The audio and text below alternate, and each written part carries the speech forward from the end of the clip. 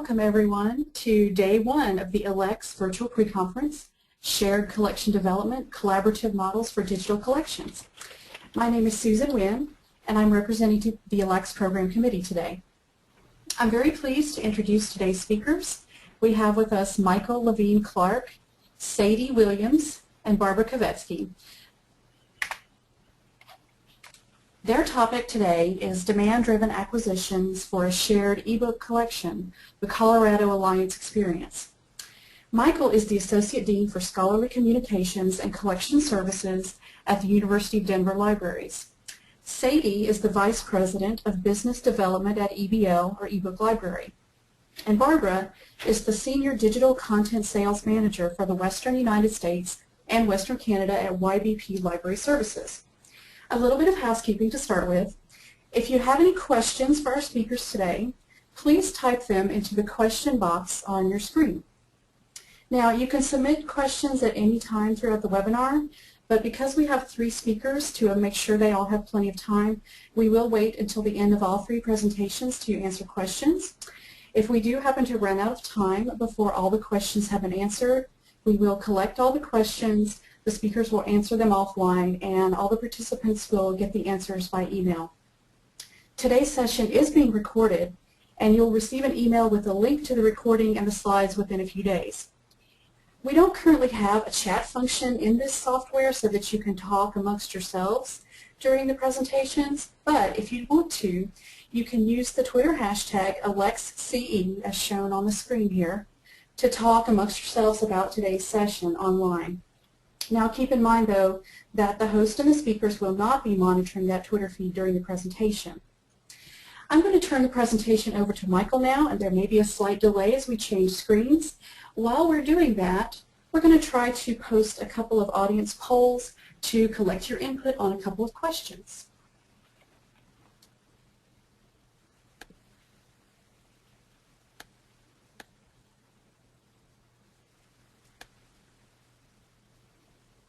All right, so does everybody see my screen?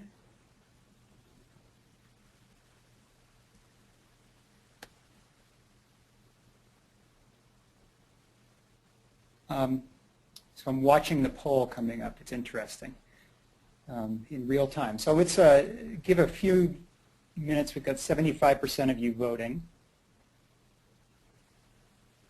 88%.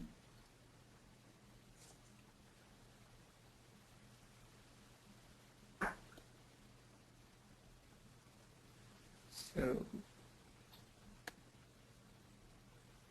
all right. So I'm gonna start, and we'll get back to the polls in a minute. Again, I'm glad to be here today to talk about our experience in the Colorado Alliance of Research Libraries with demand-driven acquisition. We've had, I think, an interesting experience here in that we've been doing things collaboratively in the Alliance for years. We've been building collections for years. And we're always looking for ways of doing something with monographs, and sometimes successfully and sometimes less so. And ebooks obviously are a way to do that successfully in ways that were harder with print. And we're eager to experiment with demand-driven acquisition of ebooks as soon as it became possible. In fact, we were one of the first places to do any sort of demand-driven acquisition with NetLibrary back in 1999. The Colorado Alliance of Research Libraries helped pioneer that model, the click into the book twice and you buy it model. And so we've been early and interested participants in demand-driven acquisition all the way from its genesis with ebooks. So we were interested in exploring it again with what we think is a much better model, the model that has evolved that I'll refer to as the EBL model, but it's the model that eBrary uses now as well, that they borrowed from EBL. We had experience within the Alliance at different levels. We had libraries that were fairly advanced with, and there's a picture of me because we were supposed to put a picture up so you could see who was speaking to you. So there I am.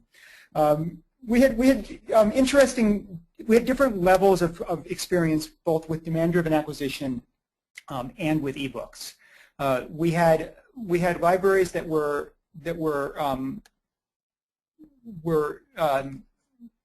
very experienced with ebooks, and we had libraries, particularly University of Denver and Colorado State University, that had embraced demand-driven acquisition pretty aggressively from the beginning. And so we had those, and we had a couple of libraries in the group that had almost no experience even with ebooks at all. So starting from a couple of different places. Looking at the poll results, we have 61% of you responding today have a local demand-driven acquisition program, 39% no. In terms of the consortium, 29% of you participate in a consortial DDA program, so the vast majority don't, which is about what we expected, actually. And so many of you are probably where we were. You've done it locally. Some of you have done it locally. Some of you have not. Most of you have not done anything consortially. So we had several goals as we were going into this. One was to learn about what demand-driven acquisition meant at the consortial level. We wanted to explore it. We wanted to try it out. We wanted a model that had shared access. We wanted a model that had shared triggers. In other words, a model where usage at one institution contributed toward ownership for the whole. And certainly shared ownership. And then we wanted to learn about cross-institutional demand. Is there local demand that feeds the whole, or is the demand for titles truly cross-discipline, cross-institutional? Are we using things collectively, or are we using things as individual libraries that lead to purchase by the whole? And for me, that was the most interesting question of all. And then, as I said, some institutions just wanted to learn about demand-driven acquisition and wanted to learn about ebooks at all. And this was a way for them to do those things as well as do the the consortial stuff. So we had a couple of questions, and these were things that I think were really important for us to figure out. Does demand-driven acquisition make sense in a consortial environment? Locally, we know that most titles are used once or twice, if at all. They're not used by many people. They're used by one person or one class, maybe one assignment. And therefore, it was my prediction that much of this use would be the same, that you could predict that many titles would be used by one institution. If most titles are used only once or twice, and therefore used by one institution, does it make sense to aggregate this low usage across multiple institutions? In other words, if a title is used once at the University of Denver, once at the University of Wyoming, twice at Colorado State University, and so on, does it make sense to add those up to the point where we have enough uses to justify owning and sharing that title? Or would it make more sense for each library to just pay for those individual uses? We also had the question more broadly, if one title was used heavily by one institution, does it make sense for that shared usage to lead to shared ownership? Again, a question we wanted to figure out. In the summer of 2011, we had a meeting with YBP to discuss the parameters of this project. We wanted to work it through YBP. We knew that we needed an aggregator to help, or an approval vendor to help us manage this process, especially because we wanted to work with multiple aggregators. And we wanted to work with multiple aggregators partially because we had different libraries that had different experience with each aggregator. We did some data gathering throughout the fall of 2011, particularly about past usage and past purchasing patterns in the consortium, and some preliminary identification of publishers that we wanted to target. And then at ALA Midwinter 2012, we had a series of meetings with eBrary and EBL at the Alliance. I mean, at Midwinter. I was typing this slide just before we started. You can see that I typed Alliance when I meant aggregator. We had meetings with aggregators at Midwinter, and we talked about these publishers, and we talked about what sort of multiplier we might want to use to make this work. And I'll get back to the multiplier in a minute. Colorado Alliance of Research Libraries has 13 members, and 9 of those libraries chose to participate. The ones that didn't, 3 of them make a lot of sense. Colorado Health Sciences and Colorado School of Mines have very specialized focuses. School of Mines is engineering, Health Sciences is a medical school. Denver Public Library is the only public library within the consortium. It didn't make sense for them to participate.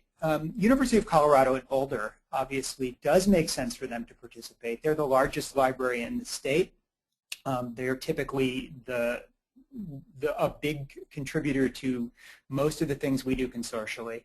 But they're also a Coutts Ingram customer, and they felt that they couldn't manage a process through YBP, and so unfortunately they were unable to participate. But they've been watching what we've been doing and paying quite a bit of attention, because I think certainly going forward we're interested in figuring out how we can bring them into this if we want to continue on for the long term.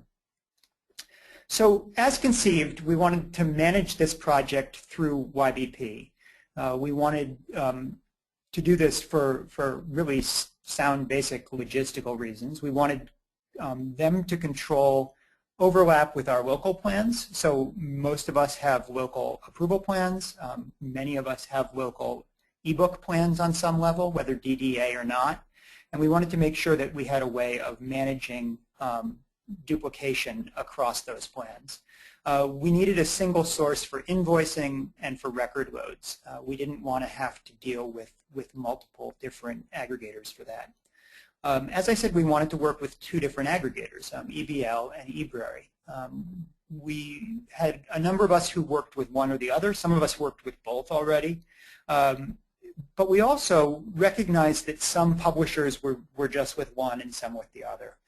So this was a way of both comparing the aggregators, who are now becoming one, and it was also a way of making sure that we had broader coverage of publishers. As we picked this preliminary list of probably 30 or so publishers, we tried very hard to divide them evenly between the aggregators. And so we had a number of different factors that went into that process of division. One was that we wanted to make sure we had publishers that were interesting to us. We also made sure that we first put the publishers that were only available or more significantly available on one aggregator with that aggregator. And then we started to work down the list. We had Cambridge University Press on one and Oxford on the other, Wiley on one, Elsevier on the other, trying to sort of put one of a type on one platform and the other of that type on the other. So we were trying to make a list that was relatively evenly matched by publisher, by title, and by type. And so we hoped that would work, and I'll see in a minute that it didn't.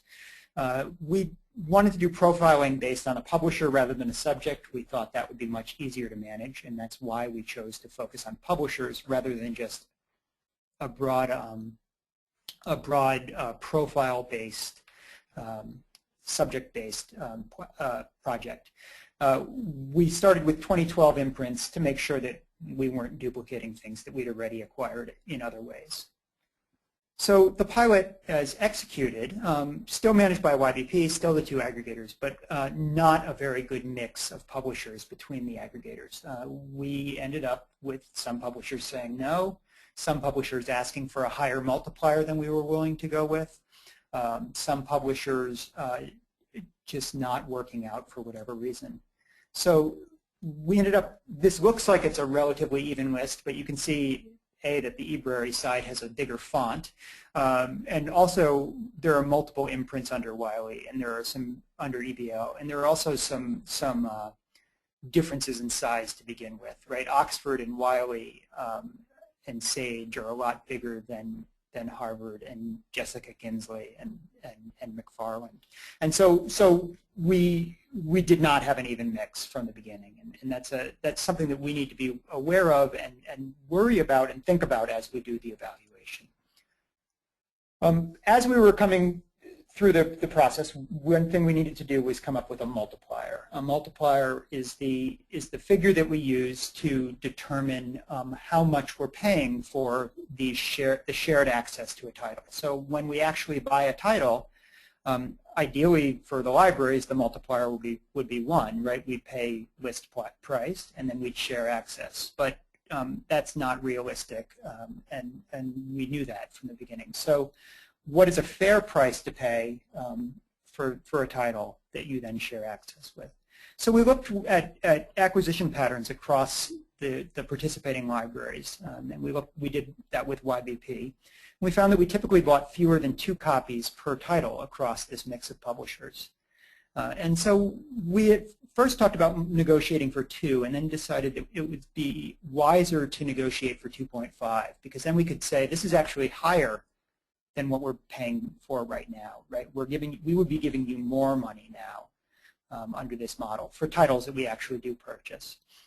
And so we settled on 2.5 as a negotiating tool. And again, even with 2.5 as the tool, some of the publishers said no. We had some as high as who wanted to come in at 4, for instance. The 2.5 is applied to the purchase price, so if we do buy a title, we pay 2.5 times the list price of that ebook. And as you know, the list price of the ebook is often higher than the list price of the print, certainly when we're used to buying a paperback copy. So we're paying a premium, but we're paying a premium just for the titles that we purchase that have demonstrated usage that we think are worth owning in perpetuity. Ownership for these titles is shared across all 9 libraries, so 2.5 times list price for essentially 9 copies of the title. That 2.5 multiplier is not applied to the short-term loan cost, right? The short-term loan cost is the same short-term loan cost that it would be if it was just a single library doing this. I think it's worth mentioning the 3 primary components of demand-driven acquisition, because they're crucial for how purchasing happens and how we do evaluation. There's a period of free discovery with both EBL and eBrary. This is a free browse that allows a user to determine whether it's the right book for them or not. And for those of us in the Colorado Alliance, this is a really important factor. It's the equivalent of taking the book off the shelf and looking at it for a minute and deciding whether it's the right or the wrong book before you put it back. When we did NetLibrary from 1999 to 2004 or so, we had this model where the first click is free and the second click you buy. And it didn't matter if those clicks into the book were a second or an hour, we bought the book. And there was an assignment at the University of Colorado that had something to do with bananas. And some students did some keyword searching and found a lot of books in NetLibrary that had the word banana. And quickly clicked into them enough times that for a period there, the Colorado Alliance owned every book in that library that had the word banana in it. And that's a perfect example of why you need this free discovery, to discover whether it's the right book for you or not. The EBL uses a 5-minute discovery period and eBrary uses a 10-minute discovery period. The short-term loan is the next component, and the short-term loan is customizable, and we chose to use 6 short-term loans for each aggregator.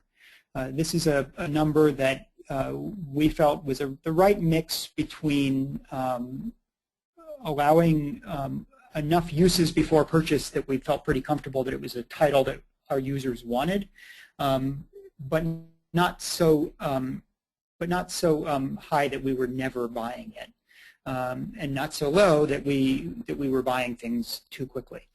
So we settled on 6. And we purchased after the 6th short-term loan. So on the 7th significant use, we pay that multiplier and we own that title for good.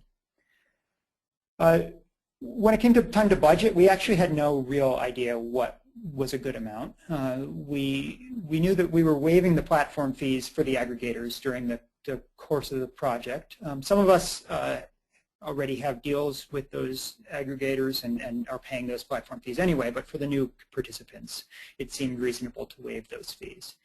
Each library contributed $12,500, which came to $112,500, which we thought should easily be enough for a year and might last into the next year. We came at that number somewhat arbitrarily. We looked at usage patterns. We looked at what we'd spent on print. We looked at what we would have spent on print just for the titles that were used, and basically, though, we guessed. So the pilot so far, in May of 2012, the first books were available, and this started a little bit earlier than May, but April, May, the first books were available from EBL, and the first records were loaded in May for sure. And so we didn't really get the pilot started until May. It wasn't until September that the first books were available from eBrary, and it wasn't until November that all of the libraries in the Alliance had MARC records available for eBrary. There were some internal things going on in eBrary that caused this delay. There were also some communication problems. Briefly, we were paying the multiplier on, or they were applying the multiplier on the short-term loans, for instance. So eBrary, though, did start off at a significant disadvantage in that there were fewer publishers and therefore fewer titles. And then, again, these internal issues. As of May of 2013, there are 3,600 titles available from EBL and only 1,700 available from eBrary. But again, those titles started being available sooner with EBL than with eBrary. And I don't mean this to be anything negative against eBrary. There were some legitimate issues going on there. So usage, how do we assess the project so far? I want to talk about some of the definitions of usage before we go into some analysis. An unowned browse is the free period in the book before the auto purchase occurs or before the short-term loan occurs. And it doesn't count as a short-term loan. This is the period when, for 5 minutes or 10 minutes, depending on the aggregator, when usage is free. A short-term loan is a brief loan for 10 to 20% of the list price. It is not, the multiplier is not applied to that. The auto purchase is the purchase of the book for list price with the multiplier of 2.5 applied, and this happens both for eBrary and EBL after 6 short-term loans.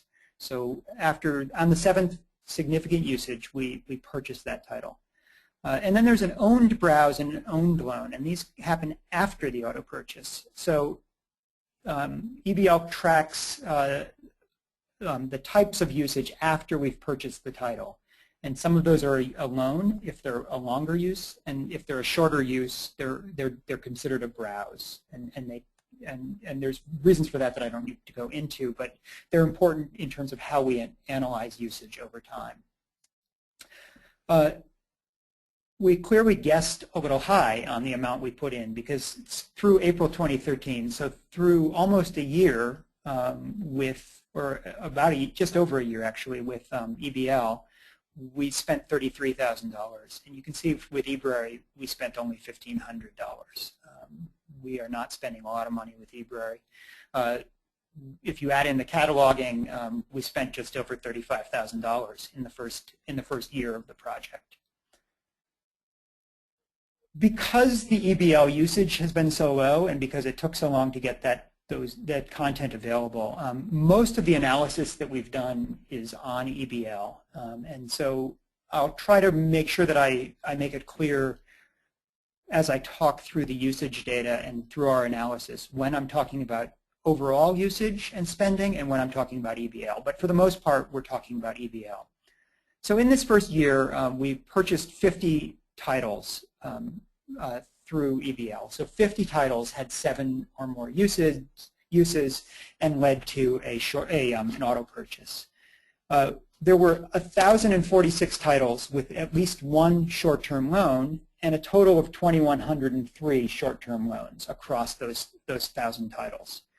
There were 1,677 titles with at least one unowned browse, so at least one browse that and in some of those cases never led to a short-term loan even. There were 4,774 unowned browses, so quite a few of these uses for EBL were under 5 minutes. And those numbers are totaled, so there was a total of 1,677 titles used. Of those, 1,046 had at least one short-term loan. So more data, and this is a fairly detailed sheet here. We had again 1,000 titles with paid use and 1,677 titles with any use, including those unowned browses. Of those titles, 580 of them had only one short-term loan. So only one person used that title long enough to trigger a transaction of any sort. 466 had multiple short-term loans, and of those, 218 of those with multiple short-term loans were used only at one institution. So a sizable portion of those were not used by more than one institution. Looking down the list at the usage across institutions, you can see that 76% of the paid usage, the combination of short-term loans and auto purchases, 76% of those titles happened at one institution. 17% were just at two institutions. So the vast majority of the titles that were having any sort of paid use, all of the paid use for that title was at one or two institutions. And you can see very few had 3, 4, or 5. None had 6 or 7, and it would be impossible for it to be 8 or 9 because there are only 7 paid uses. Looking at any use, looking at the usage that includes free browsing and includes post-purchase loans, post-purchase usage, you see that it's still the majority were used at one institution, but the spread is a little bit better. 10 to 15% or so was used at 3 or 4 or 5 institutions, but still most of these titles were not used by multiple institutions. Looking just at the 50 EBL titles with an auto purchase, the titles that where we applied the multiplier, the titles that had at least 7 uses or 7 paid uses, you can see that most of these were used at 1, 2, or 3 institutions. Most of these, the usage was coming from a small number of institutions. Only 4 titles out of these 50 had short-term loans and or auto purchases at 4 or 5 institutions. And when you look at the any use, it gets a little bit better. There are titles that are more broadly used when you factor in those other types of usage that don't trigger a transaction. When you look down at the average number of institutions using these titles or contributing to the use of these titles, the average number of institutions contributing to the short-term loans and auto purchases of these 50 titles was 2.2, which is below our multiplier of 2.5. So in other words, we are paying more than would be warranted so far based on paid usage. But when you look at any usage, we're paying less than we should be probably. And I don't know which number is right, and I don't know what happens over time. And those are things that we need to figure out. We need to figure out what we mean by usage, what we care about in terms of usage, and how these trends change after these books have been available for a year or 2 years or 5 years.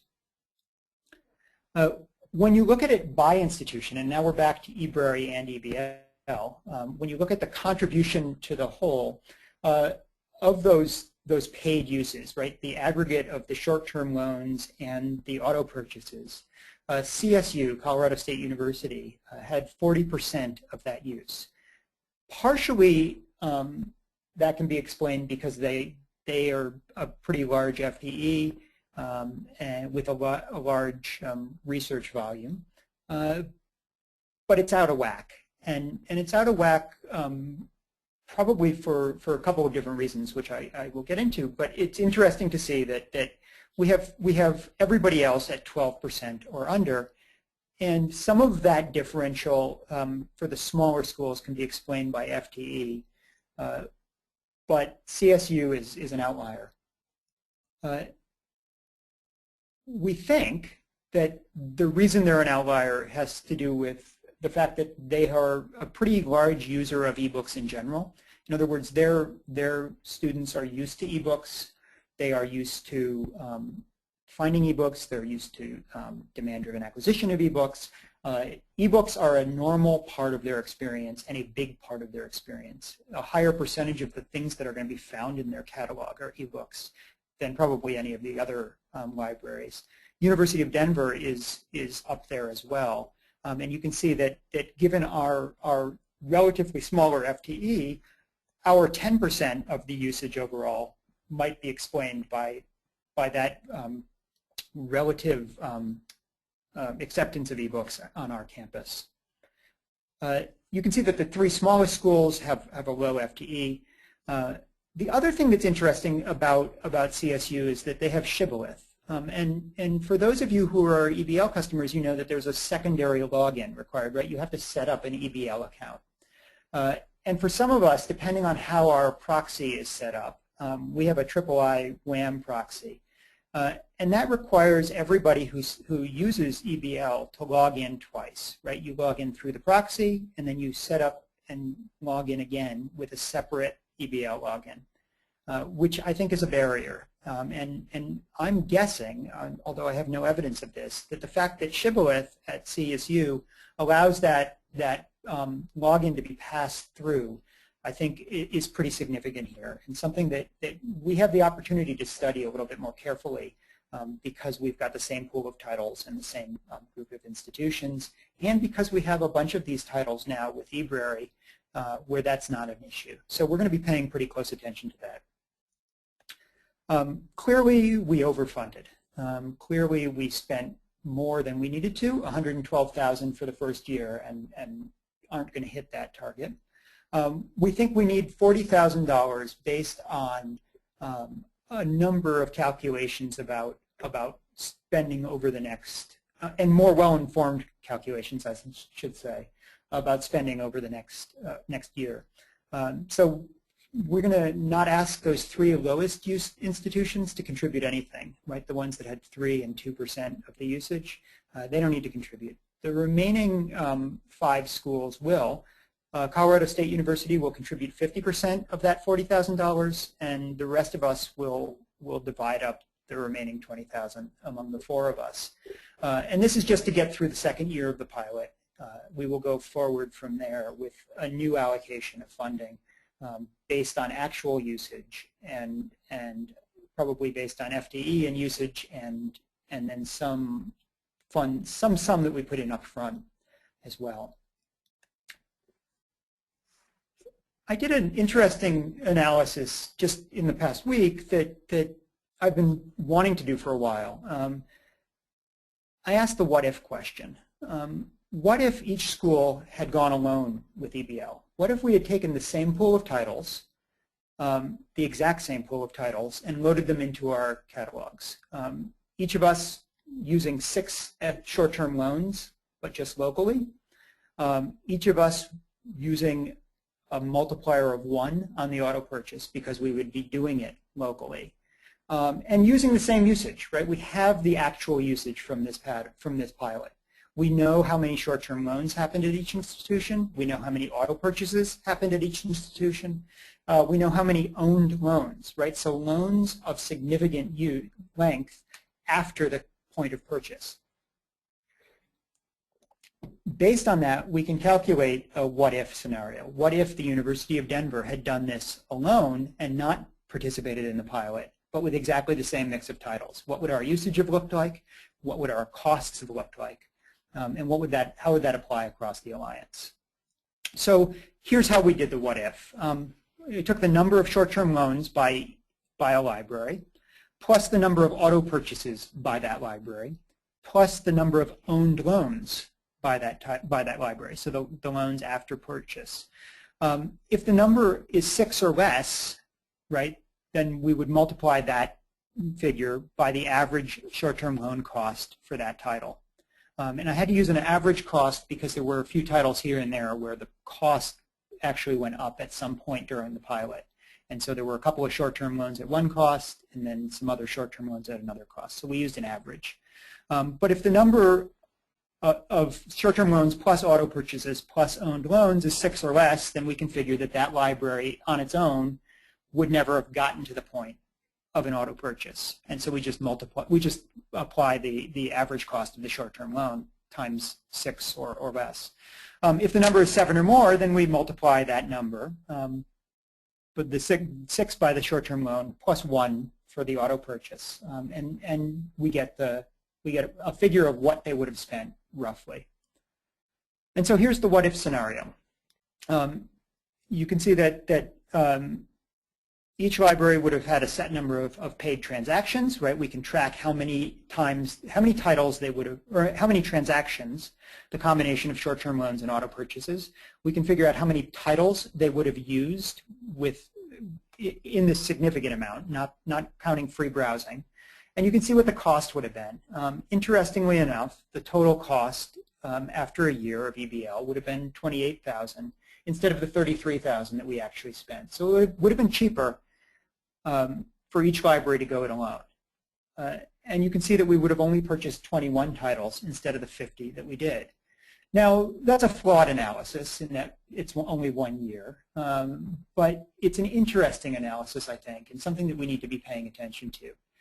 We need to be wondering whether this actually makes sense.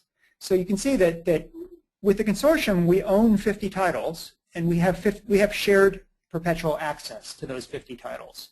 So 8 uses, 9 uses, 10 uses, 30 uses, 50 uses don't matter on those titles. We don't pay again. If you didn't apply that, those titles would have the potential to be used at a rate where a payment would come into play at each institution. And so though we spent $33,000, we spent $33,000 that gives us guaranteed access beyond this year. Alone, we would have owned 21 titles with access to those limited to a single institution, whichever institution had enough usage of them to justify an auto purchase. And we would have spent $28,000, but again, we wouldn't have long-term ownership of those titles. And so next year or the year after, the way we think about these calculations might vary. And we might discover that over a longer period of time, it does make sense to do this consortially, even if it doesn't on the short scale. So a really basic question, and it comes back to the question that I was sort of toying with in the beginning. Does demand-driven acquisition make sense for consortia? Does it make sense when most titles are used by just 1 or 2 institutions? And you can see that when we look at paid usage, that is very much the case, that most titles are used by 1 or 2 institutions, and the average number of institutions with paid usage of any of these auto-purchase titles, any of the titles where the multiplier was applied, is 2.2, and that's less than that multiplier of 2.5. For any use, for titles that were used either short-term loan or auto purchase or browse or any of these other factors, any of these other ways of thinking about usage, the number is actually higher than the multiplier. And again, we need to, I think, toy with this. We need to play around with these types of use and think about what's valuable and think about how these things matter over time. It clearly, for 1 year, for the first year, it clearly would have been cheaper for each library to go alone with EBL and to use the same pool of titles and pay on their own. But these patterns should change over time, and certainly if there was a title that was used 5 times by one library this year, that was a bunch of short-term loans, next year it's likely that title will get to the point where we do an auto purchase. And so as you go further and further into the project, as you have more and more titles, those patterns could change. So as we go forward, we're going to assess the overall value of the project after 2 full years. This is a pilot. It was intended to be a pilot from the beginning. We wanted to learn some things, and we need to do some pretty careful analysis. We need to think about the value of this as a consortial program versus the value of this as a local program. Which is more important? Are there differences that we can think of within that category? So in other words, are there titles or types of titles or publishers or subjects that would be better fit in one type of program or another? Is there a hybrid model we can think of? And then what about long-term versus short-term value? As we go forward and look at this over multiple years, we may see greater value than we do if we just look in a year or 2. We need to think about whether to expand this project or contract it or cancel it entirely. We need to think about, if we do expand it, do we expand by adding publishers, by adding dates, by adding institutions, by changing around the aggregators in any way? Do we want to redistribute funding? And I think the answer to that one, unlike all the others, that one is pretty clear. We do need to redistribute funding. We need to think about how to fund in a way that is a little more closely related to actual usage. It certainly doesn't make sense for some of those small schools to put in the amount that they did. They overspent by quite a bit. So I'm going to now turn it over to Sadie and Barb, and we will get to questions at the end.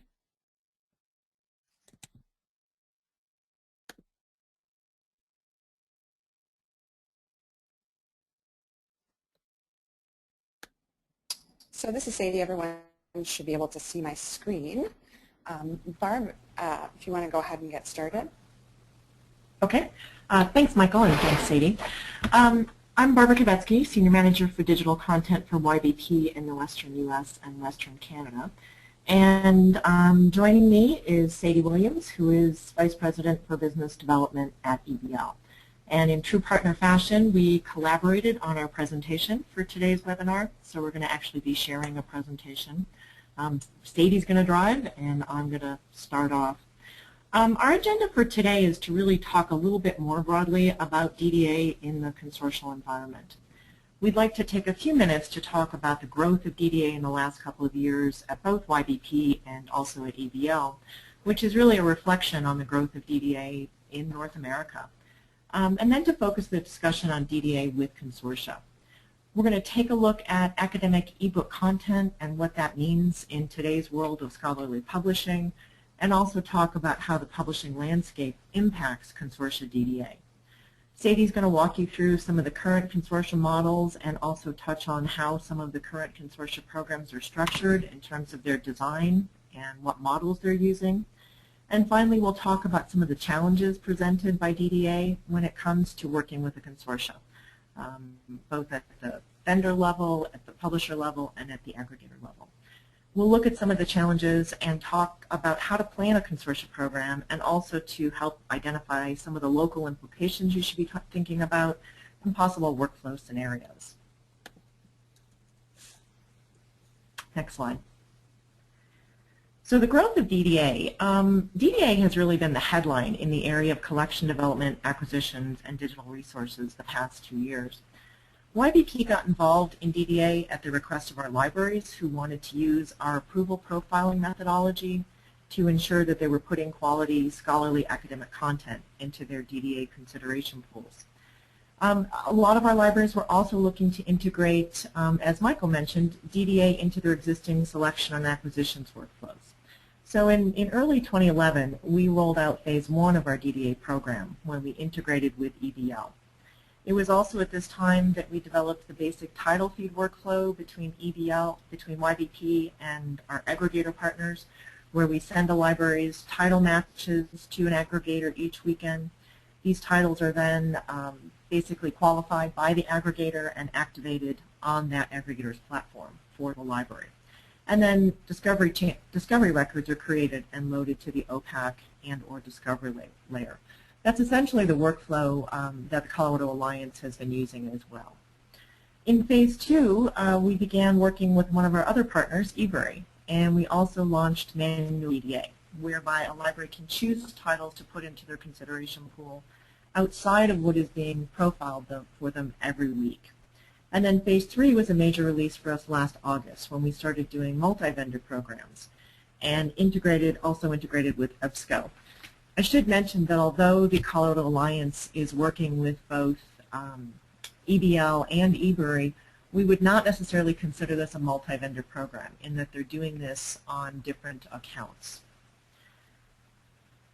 Libraries in the multi-vendor environment can choose with just one account to work with 1, 2, or 3 aggregators in either a first-out environment or in a preferred vendor DDA program.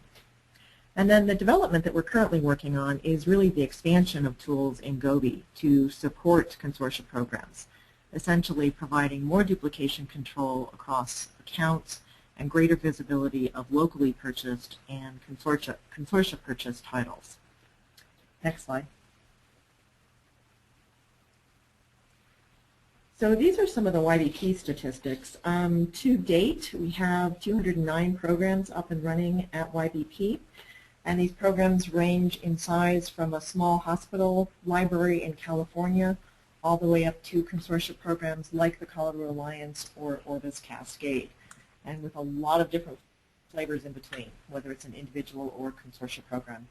In 2012, we sent over 1.7 million DDA records, and we handled transactions for almost 40,000 DDA purchases. 165,000 loans were done on about 117,000 titles within the YBP programs. Next slide.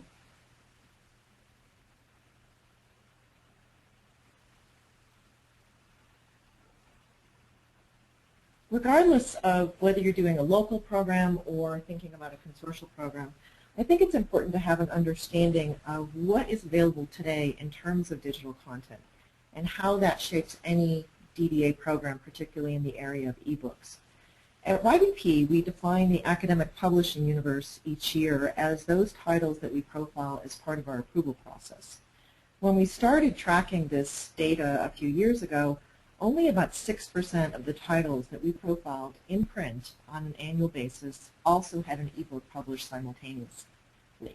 You can see in FY 2011 that that number went up to about 20% and then has continued to grow. This year we're actually trending towards an average of about 42%, and that percentage goes even higher when you take a look at our top 100 or top 200 approval plan publishers. Out of all of the 1,400 publishers that we work with, we've identified those top publishers and worked very closely with our aggregator partners to enhance that content. The next piece I think you need to look at is really content availability. And let's go to the next slide, Sadie. And this is something that we're really just starting to be able to gather data on. Content availability is not uniform by publisher, by vendor, by ebook aggregator, or even by acquisition model.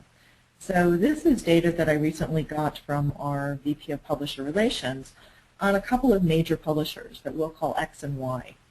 The second column shows you how many new print titles they put out each year, or in the last year. And then the next columns are really interesting in the sense of how many of these titles are simultaneously going on to their own publisher platform, and then how many of these titles are actually going out to the ebook aggregators. So we've identified the 3 major aggregators, and you can see that it's not standard across the board, even on any given publisher. And the ability in terms of content really shrinks even further when you're looking at what titles are available for DDA, what titles are available for short-term loans, and in particular when you're looking at titles that are available for library consortia projects. One of the programs that we worked with in the West, the librarian who was the lead on that was really kind of shocked to realize how many publishers did not want to play in a consortial environment. Next slide.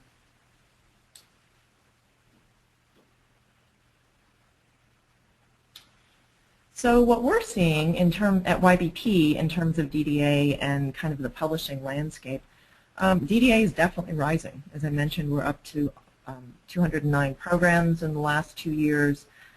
And yet at the same time, sales for both YDP and also for publishers are declining. We had a lot of folks at the Book Expo meeting last week in New York and had a lot of really good meetings with publishers. And I think what publishers are seeing, and they're questioning whether or not this is actually the result of DDA, is they're seeing a decline in sales. So what I think we need to look at over the next couple of years is this really a result of DDA, or is it a result of how some of the programs that we've worked with have been really tightly designed and managed? I think when libraries started out doing DDA directly with the aggregators, they were going very broad and in some cases overspending what they had budgeted for those programs. And then when we got involved, we had some libraries really focus that down. And so I'm kind of wondering if we're at the other end of the spectrum and perhaps we need to take a look at broadening many of those programs out. And then also, how does DDA impact really the broader library economy? Libraries are buying less titles. In terms of short-term loans, I think this is really the sticking point with some of the publishers. There's, as Michael mentioned, even in a consortial situation, the multiplier is not applied to a short-term loan. So the amount of profit that is built into that short-term loan is really minimal. And then when you think about the people that are trying to get a piece of that, the aggregator, the vendor like YDP, and the publisher, how can we split the, $1.20 3 ways? At the same time, we're also having to support our traditional services. So while our ebook sales are now about 15% of our overall sales, we still have that 85%, which are print books and our approval plans. So we're still having to really put development into supporting all of our traditional services. So I think there's a lot of questions that we're going to be all looking at in the next couple of years. In terms of DDA, is DDA becoming the norm, or is this kind of a trend? And I think you'll hear Sadie and Michael both talk about how you really need to look at this over time. 1 year's worth of data is not necessarily enough to really be able to make a judgment call on that. Will DDA remain kind of a niche that supplements a core collection, or will it take over a larger place in the purchasing and collection development of the libraries that we work with? And then I think there's questions in terms of just ebooks and platforms. How will ebooks and platforms develop? We currently are working with the 3 major aggregators, eBury, EBSCO, and EBL. We're also working with a lot of different publisher platforms. How are those going to develop? Will ebooks still continue to exist in what the current container is? Will publishers begin to make more front list titles available? This has been kind of a sticking point in terms of publishers, particularly in consortial DDA. They're more than happy to have libraries do a good load of backlist titles. And have been a little bit more skeptical about putting their front list into a DDA, which may explain why, particularly in the Colorado Alliance experience, there were some publishers who just either wanted to be in the project with a higher multiplier or chose not to be in the project at all. Will publishers continue to support DDA as they see sales decline? And again, I think this is really the first year that we've had any kind of data on this, but I think it's something that everybody is watching very carefully. There's an upcoming meeting of the AAUP, and I think this will be a hot topic there. Or will publishers increase the price of DDA titles and or short-term loans? Short-term loans are really good bang for your buck, as evidenced by some of Michael's figures. So I think it remains to be seen what publishers will do with the data that they're seeing out of both individual and consortial DDA programs. Next slide. Thanks, Barb. So I'm just going to go ahead and talk a little bit, give you a little more background about DDA at EBL to start off with. Although growth of DDA was the headline in North America in 2012, as Barb mentioned, in Australia and New Zealand, it really wasn't anything new. We have a longer history with DDA, nearly 9 years. And we designed our model together with both libraries and publishers in 2004. We then built our model, built our platform. It was truly built around DDA, and DDA was our primary product. Then in 2005, we went live with our first DDA customer. The model was nothing different from the current model that we have in place. It included short-term loans, included downloads, and included auto purchases. Now, in 2013, DDA is still our primary product, but we've also increased our firm and titles owned in perpetuity. We have about 300 active DDA customers globally, and you can see that most of the use in our platform is DDA related. And then most recently, we moved into the consortia arena.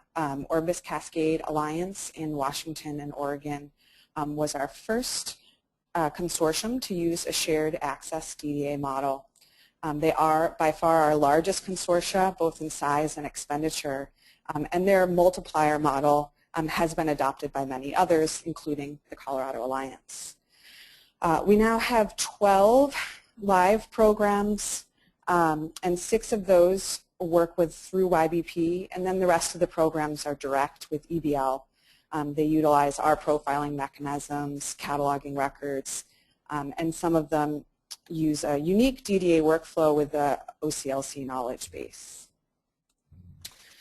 So, we've been talking about DDA and time, and I thought it would be good to talk about DDA in Australia, since that is where our DDA programs have been running for a significantly longer period of time.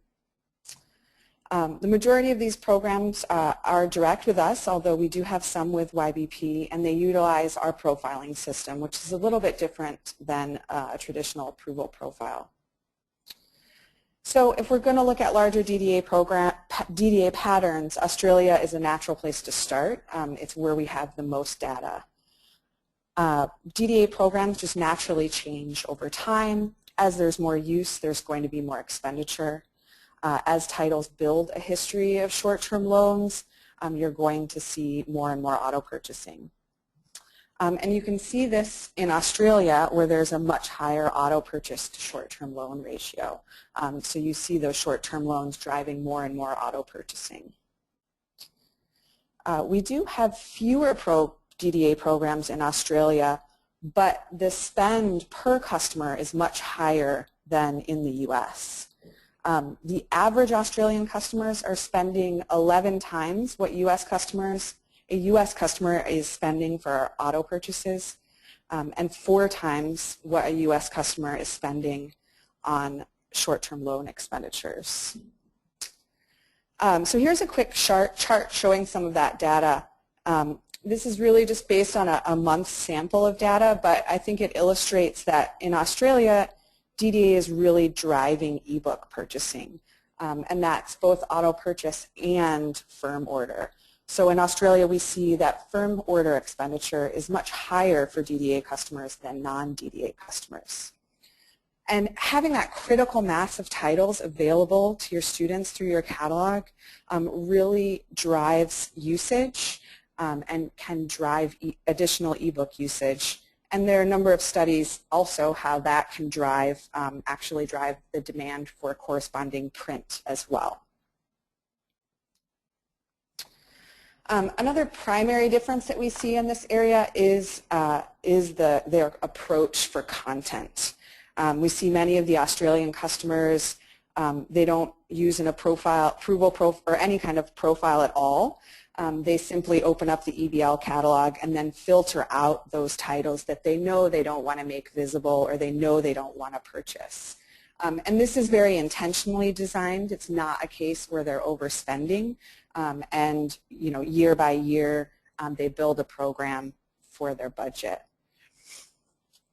Other customers do use an EBL profile, which can be designed with multiple parameters, the usual publisher, LC subject, price, keyword, and others.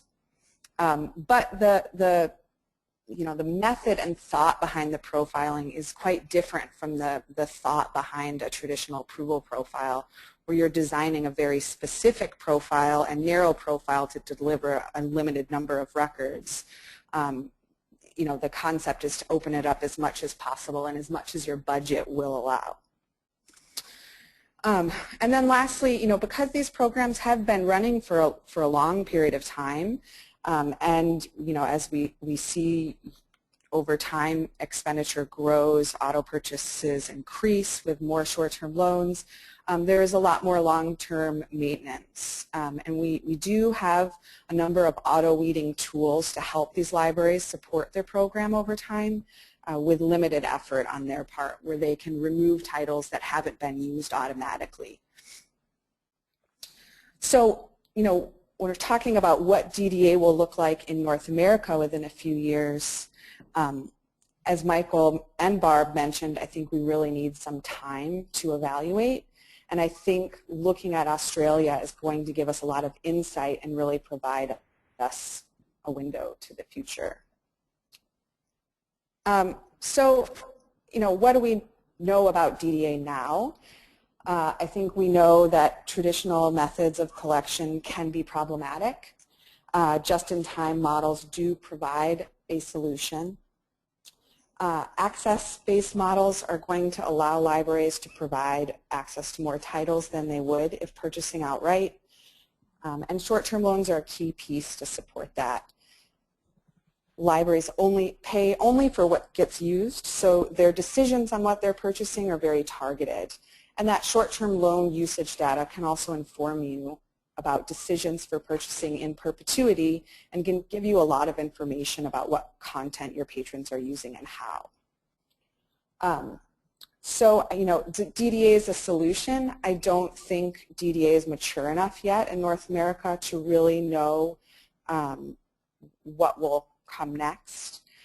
It's only taken off in the last 2 years, and we're at a time in this area where libraries are learning about how to integrate DDA into their collection development strategy. Now, the newest question we have to look at is what a consortium's role is with DDA.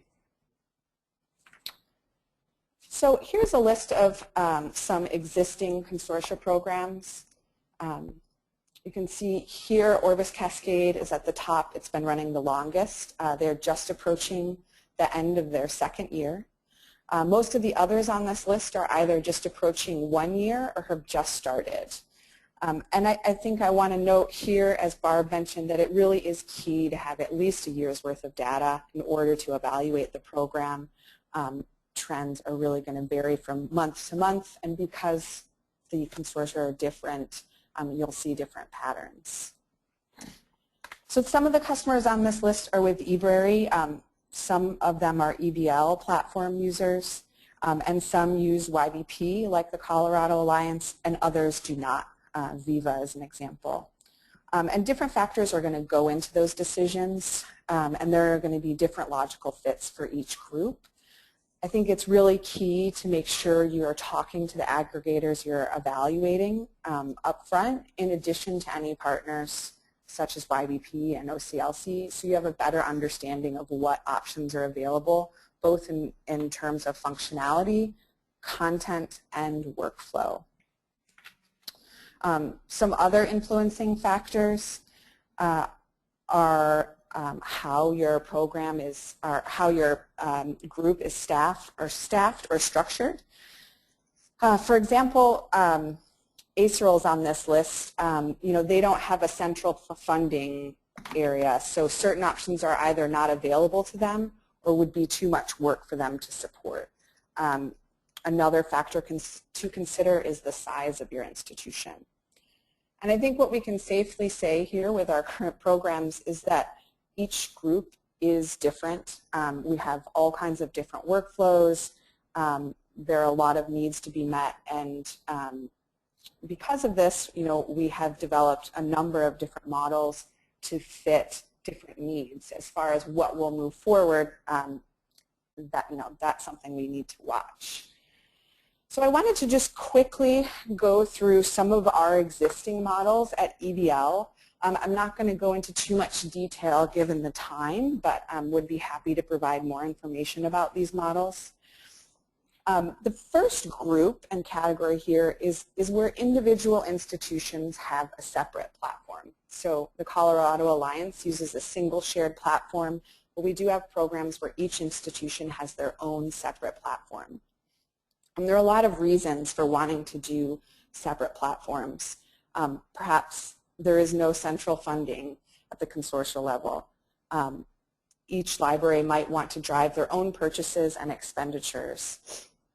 This model can be used both as a buying club model, but can also still offer coordinated purchasing even though you're not on a shared platform. One unique example of this is the CTW consortium, which is a small group of five libraries in Connecticut. With this program, the YBP profile is actually, there are 3 separate profiles, and they deliver to EBL a weekly slip output. EBL then concatenates and deduplicates that list and sends each of those libraries a copy of that file. So each library loads that file onto their own platform. And then each library has their own platform, and they trigger their own short-term loans and their own purchases. So they have their own settings. One may trigger a purchase at 3 short-term loans, and another may trigger at 6. When 2 auto purchases are triggered, any third purchase is at a significant discount. So it's a way to offer separate platforms but coordinated collecting. The multiplier model is the one that Colorado Alliance has chosen. And I think this is also the model that was used by Orbis Cascade. And I think it's a good model for programs whose goal is really shared purchasing and collecting. Some larger groups can have some longer, in the long term, have problems with budget maintenance just because that purchase cost is heavily weighted. Whereas others, the Colorado Alliance, has not run into this problem. The last model really speaks to having a shared access and not using a multiplier. This is truly a use-based model. It was first used by a small consortium in Nova Scotia called NovaNet that's been up and running now for a few months. So it's a use-based DDA model where when a title is purchased, that title has a limited amount of access. So for example, they might purchase a title at 1 times list price, so there's no multiplier, and they have only 14 7-day loans. If use is exceeded, a second copy is then purchased, and on and on. So they're only purchasing copies as they're used. With this model, purchased titles are still owned in perpetuity, so you're still doing shared collecting. But if they're more heavily used, multiple copies are going to be purchased. So it allows for building that shared collection without the heavy weight of the multiplier, which can ease the amount of maintenance needed to support the program. It is a newer program, and we don't have any data on the long-term how it will pan out, but it's definitely a model I think that people are looking at right now and is one that is very unique. So I'm going to hand it back to Barb, and she's going to talk a bit more about the planning and challenges. Thanks, Sadie. So as you've heard already from Sadie and also from Michael, there's nothing standard or cookie cutter about consortia DDA.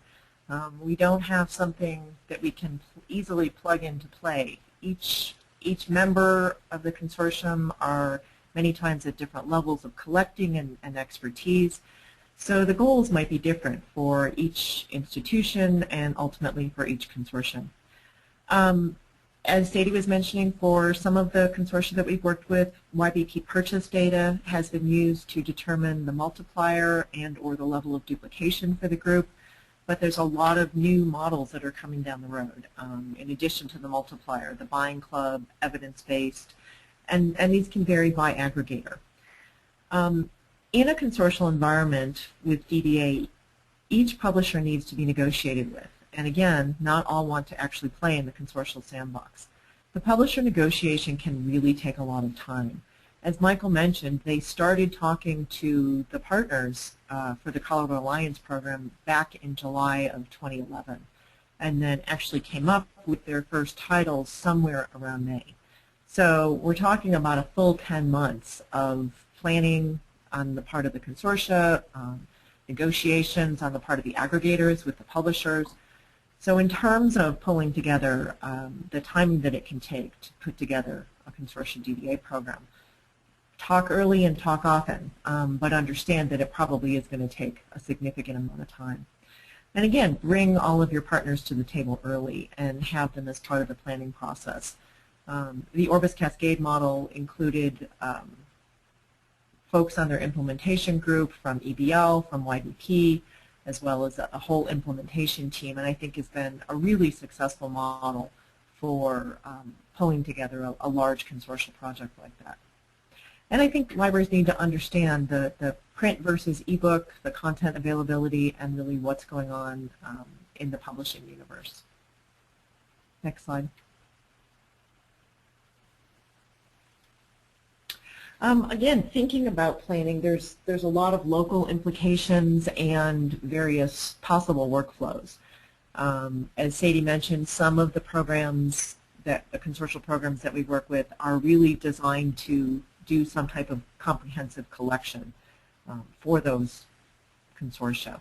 You need to think about how do you want to manage duplication within your approval plans, with local DDA programs, even within your own institution. And as Sadie said, DDA can also increase overall ebook purchasing and use. So as you saw from Michael's statistics, some of the libraries who already had very strong ebook use and then their own DDA programs, the consortial program was really where you were seeing the most purchasing and short-term loan going on. The workflow for mark records in your OPAC and discovery layer needs to be taken into consideration. And this is something that also can take some time to really put in place, depending on whether you have a shared catalog or just local catalogs.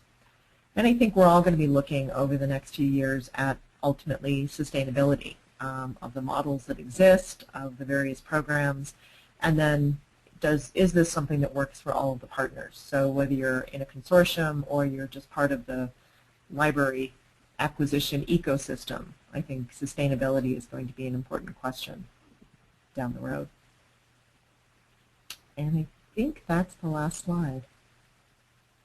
So questions, Susan, we'll turn it over to you and see if you have questions for the group. And Okay. Thank you, everyone. Thank you, Barbara, Sadie, Michael. We do have some time for questions, so I would encourage the participants to go ahead and type your questions into the question box. At the moment, I'm only seeing one question that has come in during the presentations, and that is, are there any public library consortia using DDA? This is Sadie, and I can take that question to start.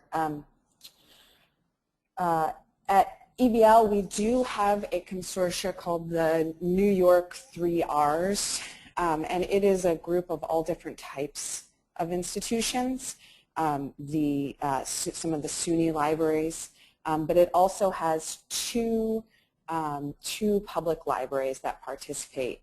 And so that was a very interesting process because you come to the table with the question of one, you know, we've been building these on FTE. Well, what is FTE and how does that translate to public libraries? So we worked with them to kind of develop a formula to translate that adult users into FTE. And we found we were actually, when we looked at usage pretty close, we also found that the usage at the public libraries was much higher than we anticipated. So we thought we were coming to the table with, you know, a lot more academic type titles, but there really was a demand from their patrons for that content.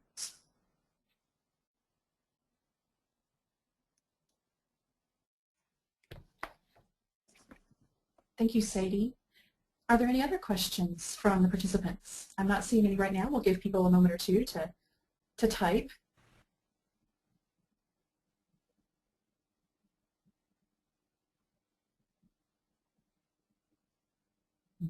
We do have time left for questions, so go ahead and send them on in if you have them.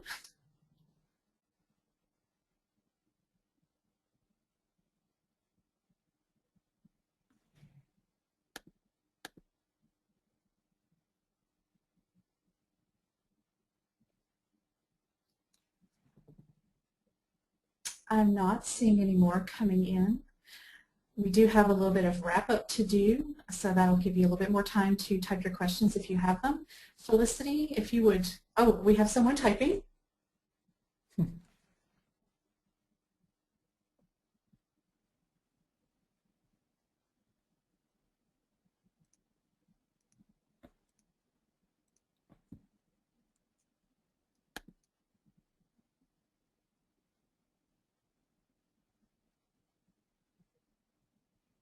Okay, this question is for Michael. And are all of the members YBP customers? I think there were one or two who were not to begin with. And Barb can, I'm sure, chime in and tell me. So we didn't see, University of Colorado Boulder did not participate because they are an Ingram Coots customer. I think, Barb, correct me if I'm wrong, I think that University of Colorado Springs doesn't have an approval plan anywhere. Right. I think they were all YBP customers to some extent. The ones with the major approval plans were University of Denver, Colorado State University, Auraria, University of Wyoming. So again, they were all pretty much YBP customers. They just weren't all necessarily approval customers. Okay. No, and I'll go back and I'll say that one of the reasons that we went with YBP was this desire to do EBL and eBrary and balance it against local interests and local. But it's conceivable that if we were trying to do just EBL or just eBrary, we might not have gone the same route. I still don't know how you would balance it against local collecting needs and balance it against the approval plans, but part of it was to try to balance it against each other as well, right? eBrary and EBL, and that need obviously is going away, but it also, if we had chosen just to do one or the other, it might have been easier to just manage it directly with the aggregator. And which would have allowed us to bring in University of Colorado at Boulder.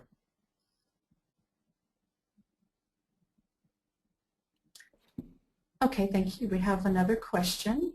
In the Colorado Alliance project, can you have more than one simultaneous use of the same ebook? Yes. So the EBL model is the nonlinear lending model, which is a set number of uses in a year. It's not a set number of simultaneous uses. So you could have many people using it at the same time. And this is talking about books that have been purchased. And the short-term loans can happen simultaneously as well, obviously with multiple different short-term loans then. So from the EBL perspective, you could have multiple uses because of that. The eBrary side is a single user model, and we've talked about how you then, what happens if and when we find ourselves running into demand across institutions.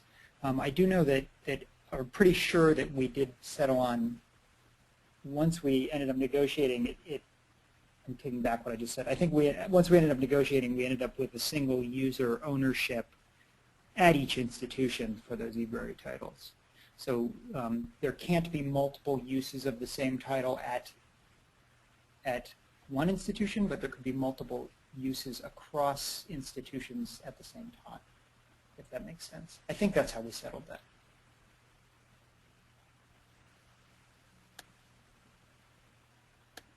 Okay.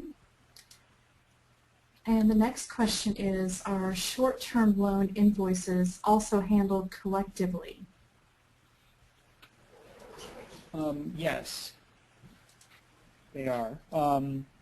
There's a yes. Okay. And I think the next question I already answered that. The question about nonlinear models with EBI. Okay. EBO. Okay, that is the last question that I'm seeing right now. We do still have time if others want to chime in.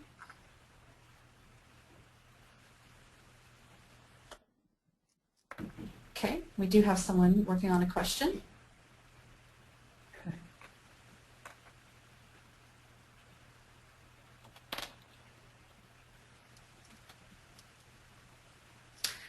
Okay, does each university load their own records? Yes, they do. And so we are loading each institution is loading their own records locally. We have one library who volunteered to be the record that bubbles up to Prospector, which is the innovative, the InReach catalog, the shared catalog, which works based on a master record at a local institution bubbling up. So there is in a sense, a consortial record because it's coming from one library and going into the consortial catalog, but then each library has their own record as well. And then there's what we did is we have one library that agreed to take the lead on managing sort of issues and questions and training around record loads. So University of Denver and Colorado State University and some others, but some of us have much more experience with large record loads than others who had almost no or none.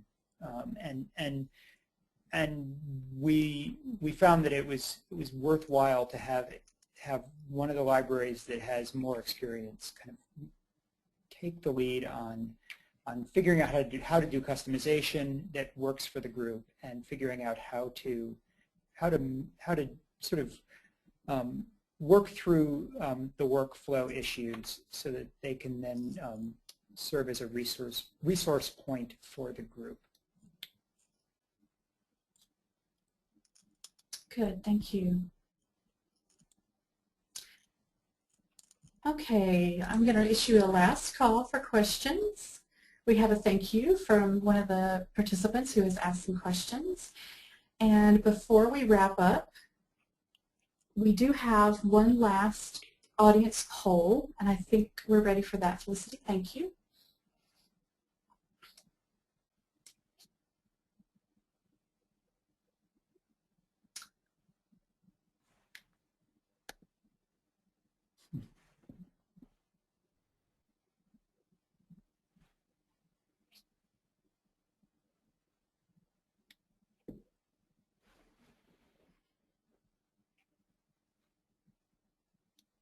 So if everyone remembers from the beginning, most of the attendees today are not participating currently in a consortial DDA, and we'd like to find out if you're more likely to do so after today. Okay, and here are the results.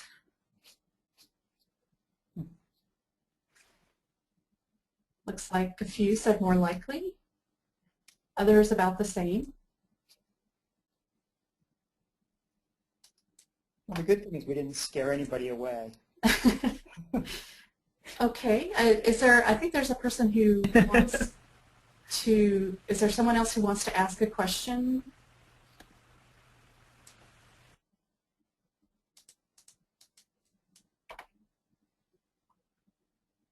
I think someone is telling me that I didn't give them enough time to ask a question.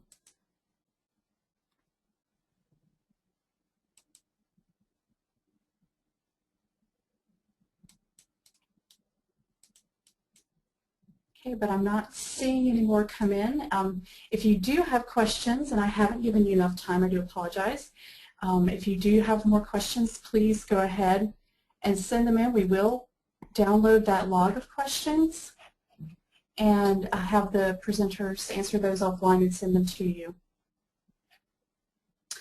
So to wrap up, I do have some people to thank. Of course, today's speakers, Barbara, Sadie, and Michael. I really appreciate you sharing your expertise in this area. Thank you to all of our attendees. We really hope that you found today's session useful. You will receive a short online evaluation. The evaluation will cover both webinar sessions, today's and tomorrow's. And please take a few minutes to respond to the questions and return the form. The comments are very helpful for ALCTS to plan new events. And several individuals and groups have worked very hard behind the scenes to plan and organize this event. I'd like to acknowledge Felicity Dykus, who is a member of both ALCTS Program Committee and Continuing Education Committee, for providing technical support for the webinar. Our wonderful ALCTS office staff, Julie Reese and Vicki Brzezinski, the ALCTS staff and the technical support experts from Continuing Education Committee make it possible for us to present these webinars. And finally, the ALCTS Program Committee for organizing this virtual pre-conference. Just want to highlight some information about some upcoming ALCTS events at ALA Annual in Chicago in just a couple weeks.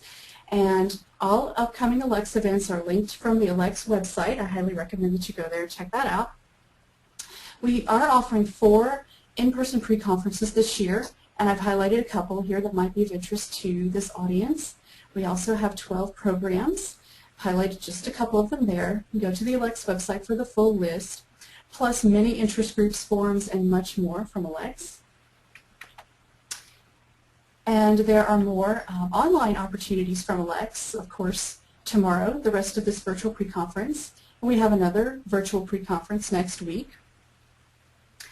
And I'd like to thank you again for joining us this afternoon. We hope that you will join us for other ALCTS events. Especially, I hope that all of you will join us again tomorrow at 2 p.m. Eastern for day 2 as Athena Hepner talks about e-resource sharing, getting by with a little help from your friends. Thank you again, and goodbye.